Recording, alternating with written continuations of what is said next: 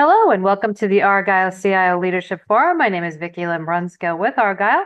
It's great to have everyone joining us today.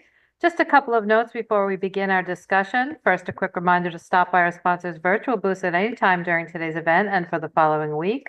Our partners are committed to providing you with valuable content and a great overall experience today. So at any time during the event, you can visit those virtual booths from the main agenda page, and those do include complimentary materials, information, and meet and greet opportunities.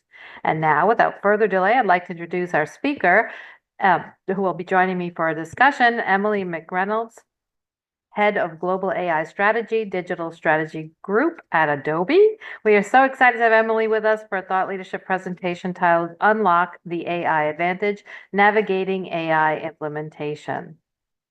Welcome, Emily. Thank you for being here. Thanks so much for having me. Wonderful. We're glad you're here. So I know the audience is waiting, so let's dig right into this exciting and timely topic. Everybody's talking about AI. AI is such a hot topic. It's changing the way business is done. So I'd like to ask you, what are the primary considerations for an organization who's thinking of adopting generative AI? I think one of the important things to think about right now, we've heard the hype, we've heard generative AI talked about for the last year and a half. So some people might think, oh, am I a little late getting started? And the reality is we're still thinking through what it looks like. And so recently I published a paper with Adobe talking through how do you get started, thinking about how do you evaluate your organizational readiness, looking at your technology governance, what people are doing inside your organization, understanding where AI is already being used. One of the things I've seen be really helpful is setting up an AI committee or council so that it includes people from across the organization. So I've seen councils set up based out of security, based out of privacy, based out of legal, but the most successful ones typically have a cross section of business leaders, of the CIO, the chief privacy officer, making sure that all the groups that make decisions in your company are really represented. I think a third thing is what are your current company values? So we talk a lot about, or you hear a lot about adopting AI responsibly. We don't want to slow down innovation. We want it to be the value and the proposition that increases the profit of your company. And at the same time, we don't want to end up on the front page. So what are your company values? How do you adopt technology generally? Do you have a responsible innovation policy? Is that something you think through? And if you don't, the paper we've released talks through AI governance and some of the principles that should be considered. I also like to remind people that even if you haven't addressed AI yet, or you think, oh my goodness, AI is it's this hyped thing, and I don't know how to approach it.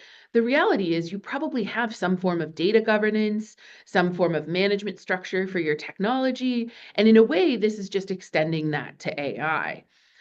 So the fourth thing I'll really focus on is creating guidelines and thinking about how you're going to do your training.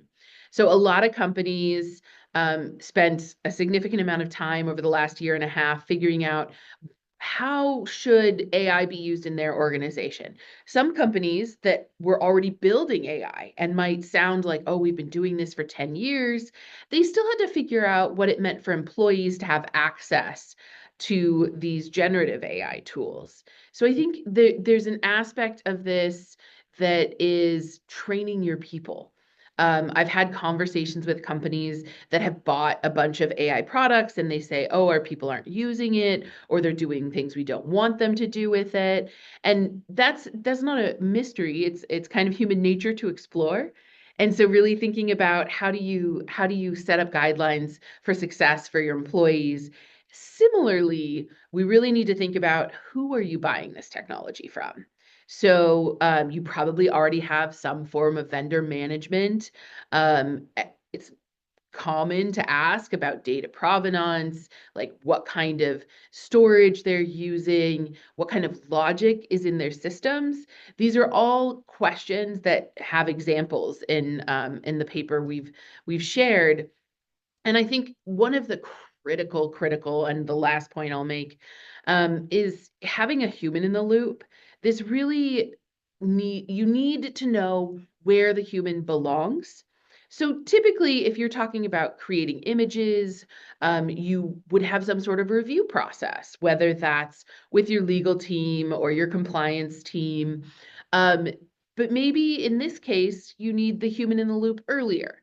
Maybe you need to have a conversation about what questions, what inputs, what prompts we actually do with our AI, and what's okay to ask for and maybe what isn't okay to ask for. And thinking about, if we're creating more content than we have historically, what does that look like for our processes? So really thinking about these technologies as a tool that people use, I think is a great start on a path to success. That's a brilliant point, right? Keeping the human in the loop. We're still going to be handling all the generative AI, as you said, prompts and that. So Adobe, I know, has conducted a lot of research on the topic of AI. Could you share some of those recent findings? Absolutely. So late this summer, we did a research survey to see where organizations were at on their AI adoption journey, what kind of challenges they were facing, and what would be helpful to them in thinking about implementation at their company. So we did a survey that included over 200 people across 7 industries, and it also covered multiple regions. So I know this is a US focused conference, but we wanted to make sure for multinational companies, we thought about what does this look like in Asia? What does this look like in Europe and the Middle East? So most companies we found are still exploring and figuring out which tools to use, how to set it up in their company. It's why, even though it got exciting a year and a half ago, I still want to say, like, there are plenty of people who are figuring out where this fits. And even people who were early adopters, they might be figuring out, oh, well, this isn't the right technology for us. And so we need to think again about which ones we're going to use, because part of the reason we set up this framework that I talk about, it has 4 stages. Assess, thinking about your organizational readiness and how to responsibly buy these technologies and which ones you're going to do. Pilot, testing this out on like a few business cases or in a few different divisions. And then adoption, maybe you're buying it for a whole division, maybe you're buying it for a whole company. And lastly, monitoring. With AI, monitoring can be one of the most important pieces because we know that it learns. And so it can change over time. And so being aware of what metrics you're looking for and continually evaluating what that looks like. So these 4 stages really create the foundation for a resilient, successful AI strategy. And I think there were a lot of questions that came up. So we asked things like, what do you look for in choosing an AI technology? What are the major considerations? Things like being able to know what data was used to train the model, how the copyright was addressed in the data that was put into the model. What kinds of security standards do they have? How are they testing it? So these were all things that companies who had looked at adopting AI were thinking about and talking about. So that framework I described is really designed to meet organizations wherever they are on their journey. It's not intended to say like, oh, we've already bought AI, so we're good. One of the points my colleague Tony Van Winkle makes, and Tony is Adobe's head of digital experience for employees, is that you can have a technology that you've bought, but you might have different divisions across your company that are just in the assess situation. Or maybe, finance is piloting a particular technology. One of the most developed, maybe you have a coding assist that is just fully adopted and in use, but there are some other use cases that you want to explore. So even companies that have adopted it are still potentially looking at this framework and finding useful things within it. Well, that's really interesting. Assess, pilot, adopt, and monitor. So that you talked about that as, mentioned that the Adobe research led to development of that framework for a successful AI strategy. And of course, everyone was going to ask me to say, please do tell, and dig in a little bit. Can you tell us more about the framework? Of course. So this framework comes out of over 10 years of experience, and I think there's so many documents out there on how to build AI. If you're in the US, there's the National Institute for Standards and Technology, and they have an AI risk management framework. It's heavily focused on building, but it has good questions about buying. That said, it's over 80 pages long. So if you're coming to this fresh, like that's a lot to digest. Or there's the Future of Privacy Forum, which is a nonprofit organization that looks at AI legislation, AI adoption, and thinks about what the right thing to do in those areas is, particularly around data and privacy. And they put out a checklist for creating employee use guidance. There's, of course, if you're an international company, that we're looking at the EUAI Act. States in the US are taking that as an opportunity to have a model for what they want to do. Singapore has had a framework for over 5 years now that a lot of companies are involved with and thinking about. So I think it's really important to take a multicultural perspective and also be aware all these things exist. But the whole reason we wrote this framework was because it's a lot. I've spent 10 years keeping up with all of this stuff and following the developments and participating in different conversations.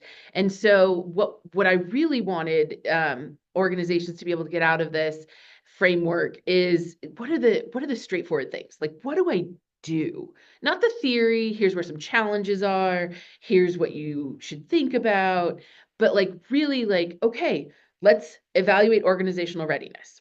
What state is our technology governance in? How do we select responsibly built technology? That means what questions do we ask? And that's why you'll hear me regularly talking about, where's the data from? How was the model trained? Does that training, does our use of that technology go back to train the vendor's model? Is that okay with us? Is it not? So not just knowing what questions to ask, but what the answers are and why you're asking those questions. So that's a little more detail in like the assessment phase. I talked a little bit about pilot, but I think one of the key parts of having successful piloting that may be new because, right, we've as companies, we've had email systems for 25, 30 years. So there are things we just know. And if you're a company that is regularly buying new technology or not, there's some really interesting and important questions to ask, but you have to start with metrics. What are we measuring against? What problems are we trying to solve? One of the things we found most successful in Adobe's adoption of third-party vendor AI. So we, of course, drink our own champagne and think about, using our own tools. But one of the things we've wanted to share is how we were able to buy someone else's generative AI and implement it inside the company. One of the most successful things we did was working groups. So we didn't have a group say, okay, we know what's best for the company. We created a working group with volunteers and key decision makers from finance, from sales, from our central org that has legal and privacy and security in it. And having those people who are experts in their own space develop the metrics for their area, I think has been incredibly helpful. When we're thinking about adopting, we've spent a lot of time on training. So I have, a background across multiple companies, and I've done this kind of training for employees for a number of years now. And it's so critical, not because people can't go like learn how to write a prompt and get an image out, but because there's aspects of it of where does this fit in my work process? How am I thinking about the flow of my work? Because rightfully, people are going to say, well, that we have more time if we do it the way we've been doing it. This is like learning a whole new system. And so having that training in place and a rollout strategy really makes a difference. And then I've talked a little bit about vendor management, but after you've implemented it, that doesn't stop. You don't just ask questions when you get started. You want to make sure you're thinking about, have they changed anything? Am I doing annual check-ins? This kind of monitoring, what is our current risk level comfort? And figuring out where we might need to adjust, where we might need to evolve our practices. All about adjusting and refining, right, at that point. Yeah. We have certainly covered a lot already, but a lot of ground on the topic of responsible AI, which is so important. Can you, summarize what you consider to be the best practices around AI governance? Yeah, I think if we had to choose three things, we like numbered lists, we like knowing what we need to do, right? If we had to choose three things, I would think about where is my company at? Where is the most valuable use case? Because I think that grounds you in why you're doing this. It's so easy to be like, oh, it's new and exciting. I got to keep up with my competitors. But you don't want to be a year down the road and like feel like you wasted money on these technologies. So really thinking about where are we at? Where is it useful for us? Number two, in governance, you got to think about what kind of data, what kind of profile you're using, who in your company is going to be using this. So thinking about where it's going to be successful and how we measure that success. And then number three, really think about ongoing training. So in AI governance, we're making sure it doesn't go wrong. Nobody wants to end up on the front page of a newspaper. But how do you actually do that? Is really paying attention to how it's being rolled out. We're so used to email, there's like minor improvements here and there. We're so used to word processing programs, there's minor improvements and things and decisions to make there. But we're in a time when AI is making leaps and bounds month to month. And so really paying attention to what changes are happening and what that means for your organization would be my number three. If you go on that topic for a long time. Thank you so much for what a wonderful discussion on this very, very important topic. But I do see that we have a couple of questions that have come in from the audience, and I want to throw these for those. The first question that came in is, what's the best process for navigating risk management? Risk management is really about company comfort levels. So I've talked to companies that say we have a zero risk approach. We work with information that means we need the trust of our customers or our patients or our financial people. And so I think different organizations have different risk levels. And so knowing what yours is, what are the things that would be concerning so that we can mitigate those risks. There are risks in using a system that learns and that generates things. And so if you have a risk management structure, you have a starting point. If you don't have a risk management structure, with AI, really thinking about where it can go wrong in your systems, where it could go, sideways and create things you don't want it to create. But I think more importantly, like, what if it gives a wrong answer and that goes out, right? So having that risk management perspective in the first place, not treating it as this scary thing we can't do, but thinking about what are the real considerations for your organization and then addressing those. So at Adobe, we have privacy processes and security processes and data governance. And so that's how we manage risk. And that's how we make sure we're going above and beyond. Because for me, and I think a lot of organizations, risk management it isn't just about like the legal things you have to do or what the regulations tell you. You build your reputation over time doing the right thing, doing potentially more than the minimum. And so knowing where that might be damaged, where your reputation might be at risk, I think is really helpful. So having processes in place where you evaluate risk and decide what needs to be mitigated. Excellent. Do you have any tips on that for someone who's just getting started, like in terms of, they don't really have the risk management in place and they need to get going? I figured that would be a good follow-up on that.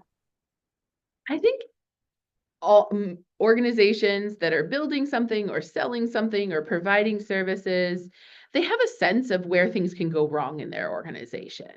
And so basic risk management is like, where might something go wrong? How might that happen? What questions can we ask that will prevent, find, and then mitigate those issues? So that's how I would address it. Whether you're a small organization or a really large one. Large ones typically have more risk management already set up. But it's really thinking about what could go wrong and what questions you need to ask to prevent that or detect it. Perfect, thank you. All right, let me look. We have another question from the audience. It's, how do I know if my organization is ready to adopt AI solutions? That's a big one. It's a big one. It's one I actually talk about a lot. I was just having this conversation yesterday with a colleague. How do we answer, is my company ready? There's a lot of maturity assessments out there that will ask you questions about what processes you have in place, what governance you have, what are you using to build, sell your products or services. I think there are 5 areas that I would really look at. One is, who's involved in your technology decision making? Do you have a process for what it looks like to make those decisions as a company? Number 2 is, if you have those processes, like, what do they look like? Do they feel mature? Is everybody using them? Are people trying to avoid them? Do you need to do something differently with those? Number 3 is like knowing how successful rollout of new technology looks at your company, right? And I have a tendency to do these kinds of things in questions you can ask yourself, right? Because I can make you a list. Oh, develop an AI council, set up pilots, create metrics, do training. But what does that actually look like is why I formulate these questions for someone to ask about their organization. So number 4, I will always, always, always bring up training, because it does your organization know how they want to roll these things out. Do you have a process in place? So if you have a process in place, if you're familiar with rolling out new technologies and training your organization, I think you're going to be setting yourself up for real success. And then the last one is having governance processes. How do you check on your systems going right? How do you do evaluations of the efficiency and the productivity of your workplace so that you will know if this is improving things for you? Thanks. We have like 1 minute, and I want to see if you had any closing remarks before we wrap this up and send everyone on to the next session. Thanks. I think the big point for me when I have these conversations is that this is all possible. There's no like, we can't do this, we're too late. There are so many options and opportunities in this space that if you haven't gotten started, get started. Start trying to figure out what makes sense for your organization. It's not too late, is the big thing I remind people. And there's lots of support out there. So companies like Adobe, if you're looking at one of those products, you're like, I don't know how this is going to fit in my organization, happy to talk to you about it. plenty of partners out there, consulting organizations that will help you figure out what you need to do. So there's a number of approaches, and I just like to emphasize it's not too late. There's so many opportunities right now. Thank you, Emily, for a wonderful discussion. And I want to thank everyone for joining us today for this session. This session, along with all of today's content, will be available on demand following the event. And as a reminder, please do check out the prizes and raffle rules section to see how you can earn points to win a prize. And our next session will begin after a short break at 1:10 p.m. Eastern Time, and that will be a thought leadership titled Transforming Enterprise Analytics and Decision Making with SAP Business AI. Please click on the join button that will appear on your screen to be redirected to the next session, and we look forward to seeing you there.